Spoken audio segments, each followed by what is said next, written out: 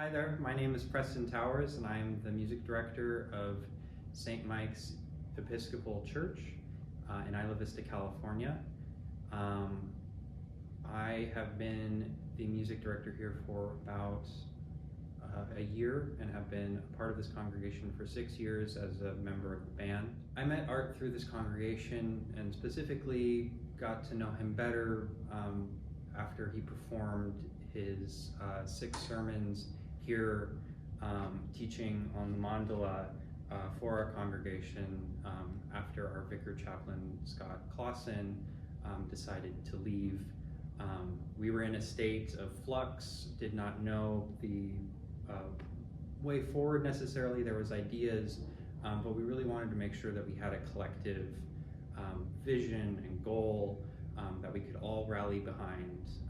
And that 6 weeks of work really put us on the right path initially. It's like with astrophysics, if you just nudge it by a half a degree, you head off in one direction or the other. In this way, if you give it a little nudge in a really good direction, then that compounds on itself. And I'm happy to say that even with some of the challenges of not having a full-time vicar chaplain at St. Mike's, we have really succeeded as in a communal cooperative effort. When I first saw this mandala a year ago, I was blown away, stunned. I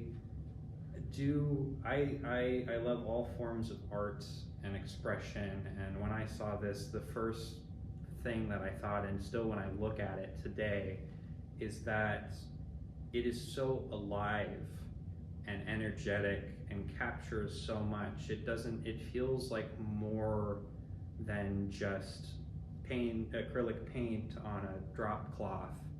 It's a representation of, I heard Art saying that somebody said one time that it was life itself encapsulated in one image. And I'm drawn to the details. I think that it should be shared as far and wide as it possibly can, because everything leads to this idea of unconditional love. And this mandala isn't necessarily just for places of worship like St. Mike's or any of the other places that it's toured around the country. Since it is so universal to the experience of all humans, it really can be appreciated by really anyone with eyes who has a heart that's willing to see this and go on the journey through people who have gone through journeys through psychotherapy, or through people who are just kind of needing a little perspective in a moment of either elation or in a moment of trouble or confusion.